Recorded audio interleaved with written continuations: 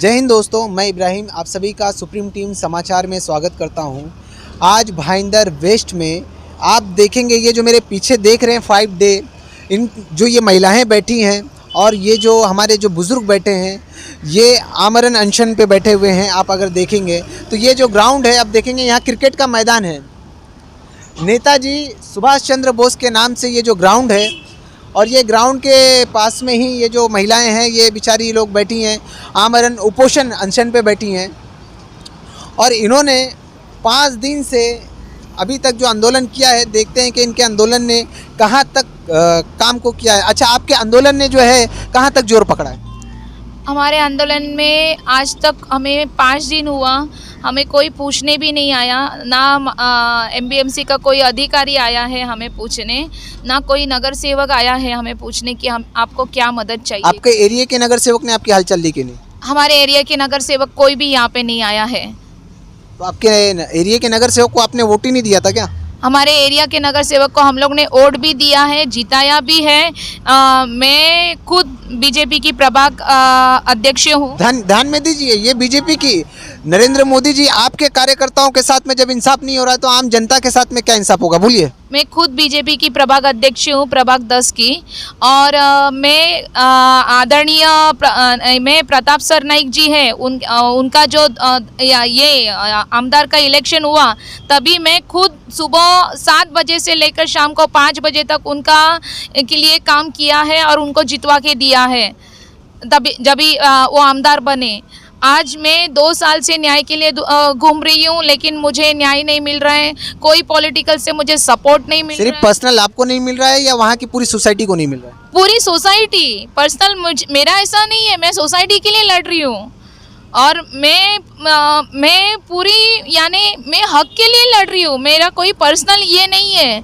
मेरा जो घर है, हम लोग का जो आज 15 परिवारों का घर है, वो घर बचाने के लिए मैं आज 4 साल से लड़ रही हूँ। 2017 में मैंने साकली उपोषण किया, 2019 में मैंने आमरण उपोषण किया, और वापस मैंने 2019 में आमरण उपोषण किया था। तभी मैंने बालाजी खतगांवकर साहब को बोला था, मुझे न्याय नहीं मिला तो मैं वापस उपोषण में बैठूंगी। लेकिन मुझे लगा था कि मुझे न्याय मिलेगा। एक आयुक्त मेरे को ज़बान दे रहा है कि न्याय देगा करके, तो मुझे न्याय मिलने की पूरी आशा थी। लेकिन आज 2021 आया, मुझे न्याय नहीं मिला। यानी कि सिर्फ और सिर्फ आपसे आंदोलन का कार्य लिया गया और आपको सिर्फ और सिर्फ आश्वासन दे करके आपके घर भेज दिया गया, और न्याय के नाम पे आप लोग को 0 बटा सन्नाटा ये सारी चीज़ें मिली है। तो अभी आप लोग को 5 दिन हो गया बैठे बैठे, आप लोग खा रही नहीं हैं, पी नहीं रही हैं। अगर आप में से मालिक ना करे ऐसा कि किसी के साथ में कोई ऐसी दुविधा या कोई ऐसी चीज़ें हों, जब बीमार हो जाएंगी या कुछ होगा, तो इसका जिम्मेदार आप किसको ठहराएंगे? इसका जिम्मेदार मीरा भाईंदर पालिका और विजय आनंद पाटिल है, जो बिल्डर है, जिसने कोर्ट में लिखवा के दिया है कि मैं बिल्डिंग रेगुलराइज करके दूंगा, इनका कन्वेंस दूंगा। आज तक नहीं दिया है। एमबीएमसी में लिखवा के दिया है कि मैं तैयार हूँ, जो टीडीआर लगेगा, कन्वेंस का जगह लगेगी, सब कुछ मैं दूंगा। ये लोग मेरी केस वापस ले लें, तो आज मीडिया के सामने भी मैं बोलती हूँ, वो हमारा कन्वेंस दे दें, हमारी बिल्डिंग रेगुलराइज करके दे दें।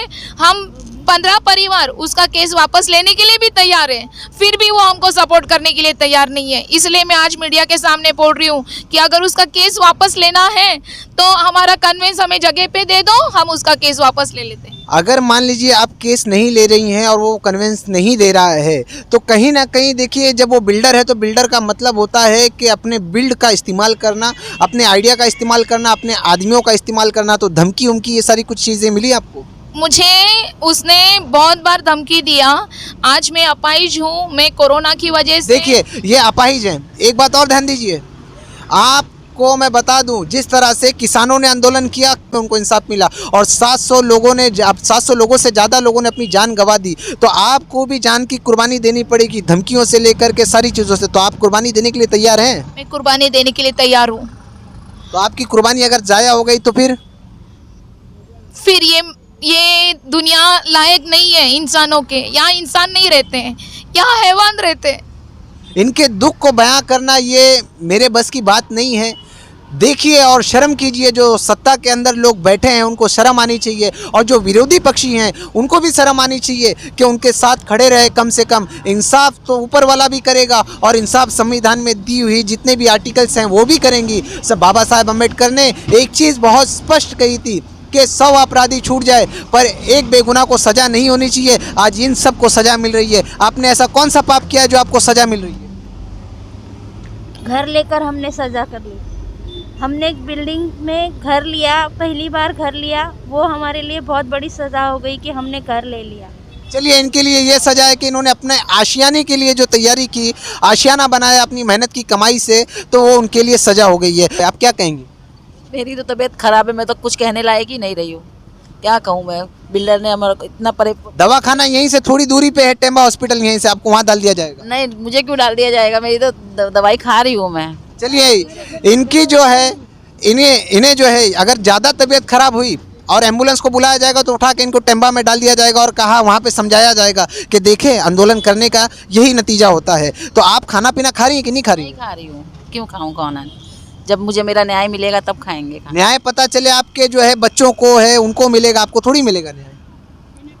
तो हम कहाँ जाएंगे फिर? न्याय नहीं मिला, न्याय तो देना ही पड़ेगा। क्योंकि आप जब भूखी हैं, तो मेरी एक बेटी है, वो अगर मुझे कुछ होता है तो फिर उसका क्या है? अभी वो छोटी है। न्याय हमेशा याद रखना, जब भी न्याय के लिए कोई लड़ता है तो न्याय लड़ने वाले को नहीं बल्कि उसकी आने वाली पीढ़ी को मिलता है। तो न्याय आपको, मुझे नहीं लगता कि इस वक्त में मिलेगा, क्योंकि यहाँ पे इस वक्त न्याय की तो आप परिभाषा को भूल जाइए। न्याय के आगे न लगा दीजिए, वो अन्याय हो जाएगा। लगाएंगे तो आप भी कब से बैठी हैं? मैं भी इनके साथ ही बैठी हूँ 5 दिन से। आप भी खारी पी रही हैं कि नहीं? नहीं, मैं मेरे छोटे छोटे बच्चे घर पे छोड़ के आई, एग्ज़ाम चल रहा है फिर भी आई हूँ इधर। क्यों आए आप? ये बिल्डिंग के घर बचाने के लिए लाए।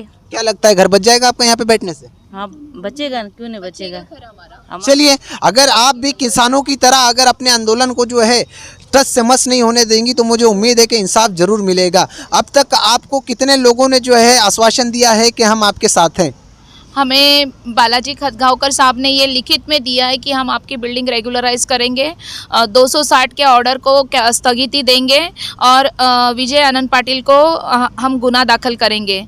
ऐसा उन्होंने हमें ये दिया है, विश्वास दिया है, लिखित में दिया है विश्वास। और हमें फिर महाराष्ट्र शासन के ये ज्वेलर्स एसोसिएशन है, महाराष्ट्र राज्य सरकार फाउंडेशन, उन्होंने लिख के दिया है कि हम पूरे मीरा भाईंदर के 450 दुकानों के मालिक आपके साथ हैं। अगर ज़रूरत पड़ी तो 1700 यानी विरार वसई तक हम आपके साथ रहेंगे, जितने 1700 दुकान हैं।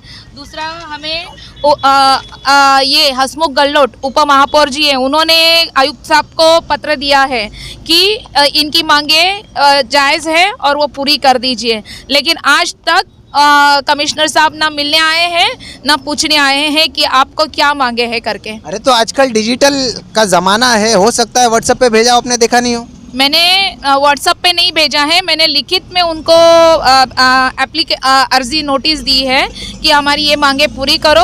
अगर नहीं पूरी करते हैं तो हम अनशन पे बैठ रहे हैं, लेकिन उनका अभी तक कोई जवाब नहीं आया है। सिर्फ 15 दिसंबर को उन्होंने ये किया कि आप एक लेटर भेजा कि महानगर पालिका आपका रेगुलराइज करने के लिए रेडी है, आप प्रस्ताव दाखिल करो। लेकिन हम लोग ने 2019 में प्रस्ताव दाखिल किया था, लेकिन वो प्रस्ताव में हमारा कन्वेंस नहीं था, इसलिए महानगर पालिका ने हमारा वो प्रस्ताव रिजेक्ट कर दिया। तो बिना कन्वेंस के हम प्रस्ताव दाखिल कैसे करेंगे? मैं फिर से थोड़ा सा जो मैंने सवाल पहले किया था मैं फिर से करता हूँ कि बिल्डर की तरफ से आपको फिर धमकी का सामना करना पड़ा होगा, तो धमकी विमकी कहीं से मिली कि नहीं? अभी तक तो यानी हम लोग को 2017 में धमकियों का सामना करना पड़ा था, तभी हमने कोर्ट में सीडी ये करके दिया था। तब से आज तक हमें धमकियों का सामना, ऐसा धमकी नहीं आई है। जब से हमने कोर्ट में सबमिट किया कि हमको धमकियाँ आ रही है, पुलिस स्टेशन में हमने लेटर दिया था हमको धमकियाँ आ रही है, तब से आज तक हमें धमकी का सामना नहीं करना पड़ा। लेकिन बिल्डर हमें सपोर्ट नहीं कर रहा है, उल्टा उनका वकील को हम लोग ने, अभी हमारी मीटिंग हो गई थी 20 दिन पहले का MOU बनाने के, इसमें तो उसमें उनको हम लोग ने बोला कि अगर आप नहीं दे रहे हो तो हम लोग अनशन पे बैठ जाते हैं। तो उनका वकील राजदेव पाल है, उन्होंने मुझे बोला कि 3 बार उपोषण में बैठे, क्या उखाड़ा, तो चौथी बार क्या उखाड़ोगे उपोषण में बैठ के। चलिए, मैं बता दूं जानकारी के लिए कि किसानों ने जो है हमारे जो सरकार की सत्ता है उसको उखाड़ने के लिए, उनको हिलाने के लिए जो है अनशन किया। लोगों ने इसी तरह कहा कि 3 बार बैठे, 4 बार बैठे। अब की बार बैठे हैं तो कितने दिन के लिए बैठे हैं, लिमिट है इसकी, या फिर आप जो नहीं, जब तक हमें अपना कन्वेंस और हमारा रेगुलराइज का पेपर इधर नहीं मिलता है, भले फिर 15 दिन हो, आमरण बेमुदत बैठे हैं हम लोग यहाँ पे। चलिए, इनकी मौत का जिम्मेदार कौन होगा वो कोई नहीं जानता। बोलिए आप क्या कह रहे हैं? सुनो, हमारे भी 3 बेटे हैं, शादी करके भेज दिया है। घर में अभी कोई कमाने वाला नहीं, एक ही घर है, एक ही घर बचाने का है। हमको हमारा न्याय दो। देखिए, ये जो कह रही हैं इन सब की तरफ से मैं तो कुछ कह नहीं सकता। हाँ, ये जरूर कहूँगा जितने भी अपोजिशन में हैं या जितने भी सत्ता के अंदर में हैं वो इनके साथ खड़े रहे। हमेशा याद रखना, जब इंसाफ मिल जाता है ना तो हर कोई अपनी वाहवाही करने के लिए चला आता है कि हम थे। इस वक्त जो साथ में रहेगा वही आखिर तक साथ में रहेगा। अगर इनके साथ आज अगर कोई भी अपोजिशन का हो, चाहे वो सत्ताधारी हो, चाहे वो विपक्ष का हो, अगर वो इनके साथ में रह करके इंसाफ की लड़ाई लड़ेगा तो मुझे उम्मीद है कि उसको आने वाले वक्त में फ़ायदा भी पहुंचेगा। और शायद उसमें कितने लोग होंगे लगभग आपकी सोसाइटी में? मेरी सोसाइटी में 45 लोग हैं। चलिए, 45 वोटर ही होंगे ना? 45 वोटर है, लेकिन मैं एक एनजीओ महिला अध्यक्ष हूँ। मेरा आदिशक्ति जागृत महिला मंडल है जिसमें 300 लेडीज़ है, पीडी प्रभाकर दत्तू मात्रे मार्ग की। और तिरुपति कॉम्प्लेक्स जो 100 फ्लैट का ये सोसाइटी है, उन्होंने भी मुझे भेजा है कि दीदी अगर आपको सपोर्ट नहीं मिला तो हम लोग उतरेंगे नीचे और आपको न्याय दिलवा के रहेंगे। ये बात ध्यान में रखिए, जो उस इनके इलाके के जो नगर सेवक होंगे, पाटिल हैं और भी बहुत सारे नगर सेवक हैं, जो उन सारे नगर सेवकों को आने वाले इलेक्शन में शायद से ये आंदोलन जो है भारी पड़ जाएगा, बल्कि पूरे मीरा भाईंदर को भारी पड़ेगा आने वाले इलेक्शन में। तो आप लोग जो, आप तो खुद बीजेपी की जो है अध्यक्ष रह चुकी हैं, शायद से किस चीज़ की, किस पोस्ट पे आप रही हैं बीजेपी के? बीजेपी की महिला अध्यक्ष प्रभाग 10 की।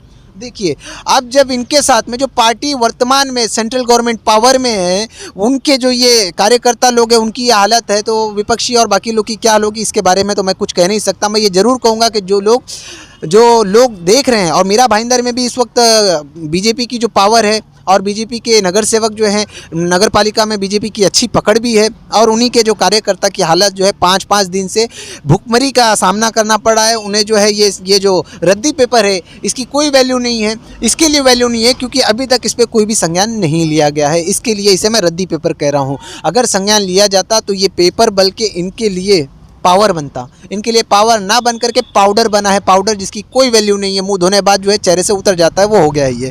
और मैं एक चीज़ बता दूं, जितने लोग देख रहे हैं, मेरी उन सब से गुजारिश है कि मैं इनके दुख को तो बयान नहीं कर सकता। आप आइए, या आप जो है अपने कमेंट में अपनी राय और भी बहुत तरीके से जो पकड़ जिनकी होगी, नेता लोग भी देखते हैं वो, सो प्लीज़ आप इनके साथ में खड़े रहिए, इंसाफ की लड़ाई लड़िए। इंसाफ के साथ में जो होगा, मुझे उम्मीद है कि वही सरकार आने वाली सरकार में भी होगा।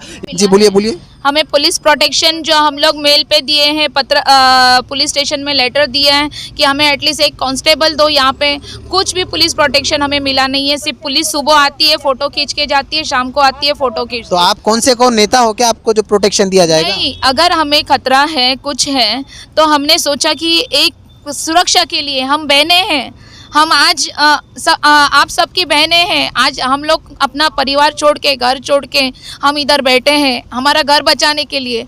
इसलिए हमने उनसे रिक्वेस्ट की थी कि हमें पुलिस प्रोटेक्शन दो, लेकिन हमें पुलिस की भी रक्षा का अभी तक कुछ प्रोटेक्शन। चलिए, खाली पुलिस प्रोटेक्शन नहीं मिलेगा, ना ही आप कोई नेता है, ना ही आप कोई बहुत बड़ी एमएलए हैं या फिर बहुत बड़ी एमएलए की रिश्तेदार हैं, आपको कुछ नहीं मिलेगा। सिर्फ और सिर्फ आपको यहीं पढ़ने और मरने के लिए छोड़ दिया गया है। जो लोग देख रहे हैं, मैं उनसे कहता हूं कि वो ज़रूर उनके पास में आए, जो हो सकता है इनकी मदद करें। और जो बिल्डर है, बिल्डर का नाम बताइए ज़रा। बिल्डर का नाम विजय आनंद पाटिल है और वो गाँव वाला है, इसलिए सब नगर सेवक, सब पॉलिटिक्स उसके साथ में। और जो यहाँ के जो बिल्डर हैं, बोलिए। और हम बाहर वाले हैं, हमने घर लेके बहुत बड़ी गलती की है और हमें न्याय नहीं मिल रहा है। ये इनके आंसू का, एक आंसू का बदला यहाँ के नेताओं को और कमिश्नर साहब आपको भी देना पड़ेगा, क्योंकि ये जो है आंखों से नहीं रो रही हैं, दिल से रो रही हैं। और अगर जब दिल के आंसू बहते हैं ना, तो याद रखना कि फिर कोई सरकार, कोई पावर, कोई भी पोजीशन जो है काम नहीं करती है, वो सब ढह जाती है। इनके साथ में मैं ज़्यादा बात तो नहीं कर सकता क्योंकि ये जो रोने लग जा रही हैं। मैं ये कहूँगा कि आप जो है आपकी यहाँ की जो एमएलए गीता जैन है वर्तमान में, वो आई थी? गीता जैन मैडम को भी हम लोग ने 2 साल पहले लेटर दिया था कि ऐसा ऐसा है, उन्होंने मदद करने का आश्वासन भी दिया था, लेकिन आज तक कोई मदद नहीं आई है, ना अभी तक मिलने आई है। अभी भी उपोषण का लेटर उनको जा चुका है। मैंने प्रताप सरनाइक सर को लेटर दिया है, मैंने गीता जैन मैडम को लेटर दिया है, मैंने राजन विचारी जी को फ़ोन किया था कि सर ऐसा ऐसा प्रॉब्लम है, मैं यहाँ पे बैठी हूँ। राजन विचारी जी बोले कमिश्नर साहब से जाके मिलो। मैंने बोला सर मैं उपोषण छोड़ के कैसे जा सकती हूँ, तो उन्होंने बोला कि मुझे भी फिर मत बताओ। चलिए ध्यान दीजिए, ये आपने राजन विचारे साहब से बोला था, फ़ोन पे बात किया है मैंने उनसे। उसके रिकॉर्ड्स है आपके पास? मैंने नहीं, रिकॉर्डिंग नहीं रखा है मैंने, लेकिन मैं इधर गजेंद्र कीर जैसे इधर वो जो आ रहे हैं उनके सामने मैंने बात की है। वो अभी आ रहे हैं, वो देखिए गाड़ी आ रही है, उनके सामने मैंने राजन विचारी जी से बात की है। चलिए देखिए, ये जो ये शिवसेना के कार्यकर्ता हैं, मैं इनको भी दिखा दूं जरा सा। अभी जो आप देखेंगे कि ये जो शिवसेना के जो भी होंगे ये यहाँ पर आए हैं, तो सर आप जब आए हैं तो क्या लगता है कि इंसाफ मिलेगा कि नहीं मिलेगा? इंसाफ तो मिलना ही मांगता है ना, बैठा है काय के लिए। यानी बैठने से इंसाफ मिलेगा? 5 दिन हो गया अभी तक कुछ भी ना, उसके ऊपर जो वो बिल्डर है पाटिल करके, उसको लोग गांव वाला बोल रहे हैं, तो गांव वाले को मतलब इंसाफ वो कुछ भी करे उसके साथ में कुछ भी नहीं होगा? नहीं देखो, डायरेक्ट इंसाफ मिलता है क्या? यानी उसके लिए इनमें से किसी एक को जो है मेरे ख्याल से स्वर्गवासी होना पड़ेगा। ऐसा नहीं स्वर्गवासी होना मांगता है, ऐसा ही नहीं है, लेकिन कोशिश तो करना ही मांगता है। आपको तो महानगर पालिका के कारोबार सब मालूम है, कैसा चल रहा है, क्या चल रहा है। आपने कहाँ तक इनकी मदद की? मैंने जो मेरे हाथ से मदद होता है उतना तक करते आए। आपने अभी लेटरबाजी की है? लेटरबाजी नहीं की अभी तक। हाँ जी बोलिए। सर ने मुझे ये फाइलें वगैरह लाके दिए हैं, गजेंद्र सर ने मुझे ये फाइल्स लाके दिए, फिर पंच लाके दिया, कुर्सी लाके दिए उन्होंने। बोले कि आपको जो इनसे जो सहायक बन सका इन्होंने किया है, और ये इनका समर्थन भी करते हैं। इनके साथ जो है अन्याय हुआ है। अन्याय हुआ है इसलिए तो बैठा है ना। अच्छा, यानी कि नहीं होता तो बैठता था क्या वो लोग? चलिए ये ध्यान दीजिए कि कम से कम ये सर जो है इनके लिए कुछ व्यवस्था की है, इन पे जो है ध्यान रख रहे हैं। ये जो है बल्कि यहाँ नहीं पूरे भारत की बहनें हैं, माएँ हैं, और ये सारी चीज़ें हैं, तो इन्होंने ये चीज़ को जताया है। ये भाई बन करके या जो है उनके पिता समान बन करके इन्होंने उनका साथ दिया है। तो सर आपको क्या लगता है? जो बैठा है हाँ। वो हमारी माँ है, वो हमारी बहन है, कोई लगता है ना वो काय के लिए बैठा। वो लोगों ने कैसे दिन निकाला है, अभी तक कोई इधर देखने को नहीं आता है। नहीं नेता आता है, नहीं नगर सेवक आता है, वो क्यों नहीं आता है? मेरा सवाल यही है। नगर पालिका को भी मालूम पड़ना मांगता है कि ये यहाँ पे उपोषण के लिए क्यों बैठा है। अभी तक नगर पालिका को मालूम नहीं है? नगर पालिका को ये लोगों ने खत दिए ले, सब लेटरबाजी भी किए ले। चलिए आज के वक्त में मैं समझता हूँ कि लेटर देना यानी कि मुर्गी को दाने देने के बराबर है, उसकी कोई वैल्यू नहीं है। पर कहीं ना कहीं ये जो बैठे हैं, मुझे उम्मीद है कि शायद ये रंग जरूर लाएगा। 5 दिन हो चुका है, ये आप देखेंगे तो ये 5 दिन हो चुका है। और जो ये बाजू में हमारी माएँ बैठी हैं, इनकी तबीयत भी अच्छी नहीं है, ये दवाएँ खा रही हैं। दवाई खा रही है ना? आ रही हूँ। चलिए इनकी तबीयत भी अच्छी नहीं है, चेहरे से ही पता चलता है। अब इनकी उम्र हो रही है, अगर इन्हें कुछ हो गया तो इसका जिम्मेदार सीधा जो है, जो वर्तमान में यहाँ पर जो नगर सेवक होंगे इनके इलाके के, वो जिम्मेदार हैं। जो यहाँ पे बैठे कमिश्नर साहब, वो आप भी जिम्मेदार हो। ऐसा नहीं कि आप नहीं जिम्मेदार हो, आप भी जिम्मेदार हो। आपको कम से कम इनके साथ में कदम से कदम मिला के आपको ये पावर है कि आप जो है इनको, जो आपके पदाधिकारियों ने लाइट मिली, इनको पानी मिला, इनको आपके पास में पानी कनेक्शन है बीएमसी का? पानी कनेक्शन है, प्रॉपर्टी टैक्स जाता है, सब कुछ है हमारे पास। चलिए ये सब जो है हवाई नहीं मिलता है। बैंक के कर्जा लिया है, आज 4.5 करोड़ बैंक का कर्जा है बिल्डिंग के ऊपर, और सारे पेपर्स हम लोग ने सोसाइटी रजिस्टर्ड है हमारी, सब कुछ है हमारे पास, फिर भी हमारी बिल्डिंग इलीगल है। चलिए देखिए, ये सारी चीज़ें नगर पालिका के अधिकारी जो है, या तो इनके पास में, मेरे को लग रहा है ये खुद, आप नगर पालिका के अधिकारी तो नहीं है ना आप भी? जी नहीं, मैं नगर खुद ही लिख के सब पास कर दिए? जी नहीं, मैं नगर पालिका की अधिकारी। इनमें से कोई आपके ग्रुप में से कोई? नहीं, कोई भी नहीं। आप नगर पालिका के अधिकारी नहीं कोई नहीं। आप बैठे बैठे रात को लिख दिए वहाँ पे, नहीं सब पास कोई हो गया? नगर पालिका के अधिकारी। चलिए इनमें कोई भी नगर पालिका का अधिकारी नहीं है। ये सिर्फ और सिर्फ जो है वो जो भी ड्यूटी, स्टैम्प ड्यूटी हुई, जो भी ये फॉर्म भी भरा होगा, तो उन्होंने ईमानदारी से भर करके और ईमानदारी से वहाँ पे पास हुआ होगा। इसलिए पास हुआ होगा ताकि उनसे जो पैसे वसूले जाए, बिल्डर से कुछ लेन देन हुआ होगा तभी बना है वो। सन 2000 कब से बनी वो बिल्डिंग आपकी? 2006। 2006 से बनी हुई बिल्डिंग है, मेरे ख्याल से लगभग 15 साल होने आ गया, 15 साल होने आ गया है। अच्छा सर, अभी हाँ बोलिए। मैं यहाँ का मीरा भाईंदर का प्रथम शहर प्रमुख है, हाँ बराबर, माझी है। लेकिन मेरे को इतना मालूम है, जब ये बिल्डिंग बन गया था तो 10 दिन में या 1 महीने में बना क्या? नहीं। तो ये भी एक सवाल है। तो इतना दिन यानी 2-2.5 साल 3 साल ये बिल्डिंग बनाने को लगा, तो वहाँ का वार्ड ऑफिसर क्या कर रहा था? तभी क्यों नहीं तोड़ा वो? यानी इसका मतलब इनकी मिली भिगत होएगा, नहीं तो वो तोड़ना मांगता तो उसी टाइम तोड़ता था, तो ये लोगों की ये हालत नहीं होती थी आज। अब क्या होना चाहिए? अभी ये जो ये लोगों ने जिसने गलती की है उनको ये प्रायश्चित तो भोगना ही पड़ेगा इधर। इनको भोगना पड़ेगा जो नहीं, ये सरकारी गवर्नमेंट के जो खातेदार है वो उनको ही करना पड़ेगा ना, क्योंकि इनको क्या मालूम था ये अधिकृत है कि अनाधिकृत है? उन्होंने देखा लाइट है, पानी है, टैक्स लगेला है। तो आप इनके आंदोलन को सपोर्ट करते हो? मैं करता ही है ना। देखो ये मेरा पिताजी फ्रीडम फाइटर थे, बराबर। मैं नाम लीजिए। भालचंद्र आनंदराव रखवी, अच्छा। ये फ्रीडम फाइटर थे, उनका बेटा मैं है और मेरे घर को 110 साल हो गया। चलिए, ये वो हैं जिन्होंने आज़ादी की लड़ाई में जो है इनके पिताजी ने जो है काम किया है, उन्होंने भी आंदोलन किया तब आज़ादी मिली है।